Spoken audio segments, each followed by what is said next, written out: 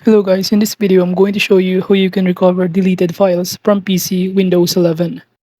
So basically recovering deleted files is important because it helps restore valuable data that may have been lost accidentally or due to system errors, hardware failure, or even malware attacks. And these files can include important documents such as photos, work-related materials, or system files essential for proper computer functionality. And in Windows 11, all you need to do is simply open first your File Explorer. And in here, we're going to simply select here a file that we want to delete. For example, under screenshot right here, I'm going to delete this one, which is as name screenshot number 45. So all you need to do is simply click on it and it will show you the option on the top panel, the delete option.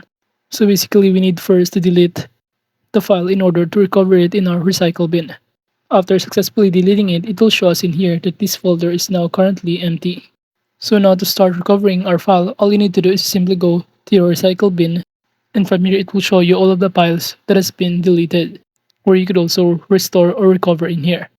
Now all you need to do from here to recover is simply select first and click to restore the selected items, or click to restore all items in here once you try to select all of these files.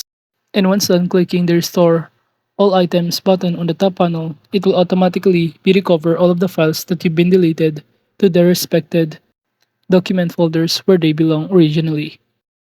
So basically, it is important to have a file recovery since it prevents data loss that could disrupt personal projects, academic work, or business operations. And overall, that is just basically how you can recover deleted files from PC Windows 11.